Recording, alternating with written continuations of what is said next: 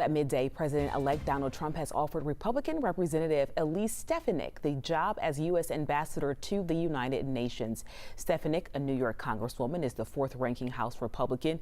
She has also been a strong ally of Trump and a major fundraiser for the GOP. In a statement, Trump said Stefanik was, quote, an incredibly strong, tough, and smart America First fighter. Right now, Washington is preparing for President-elect Trump's second term as he sweeps the battleground states. Arizona was called over the weekend. Democrats are bracing for Trump's next moves, including investigations surrounding his first term and the future of the Supreme Court. NBC's Chris Pallone reports from D.C. President-elect Trump completing a sweep of all the battleground states in this election, winning Arizona this weekend, and touting his success on social media, writing, "Thank you, God, won all swing states and the popular vote by almost 7 million voters." With just over 2 months before Inauguration Day, Mr. Trump is filling out his cabinet, naming former Immigration and Customs Enforcement Director Tom Homan to be the, quote, border czar, putting him in charge of deporting immigrants who cross the border illegally. There's no price tag on protecting the safety and security of our country and our citizens.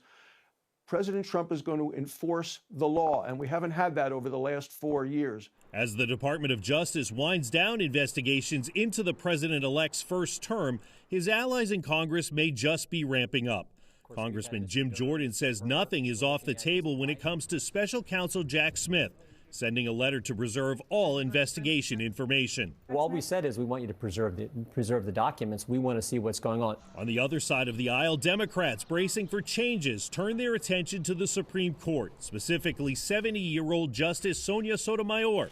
Some Democrats have called on her to retire while President Biden is still in the White House.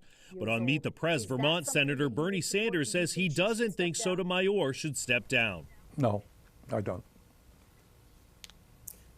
Have you heard any talk of this? A little bit, yes. I don't think it's a sensible approach. President Biden has promised a peaceful transition to the second Trump term. He and President-elect Trump are expected to meet Wednesday at the White House. Chris Pallone, NBC News. A former U.S. Senator from Georgia will help plan Trump's inauguration. Kelly Loeffler was named co-chair for the inauguration committee.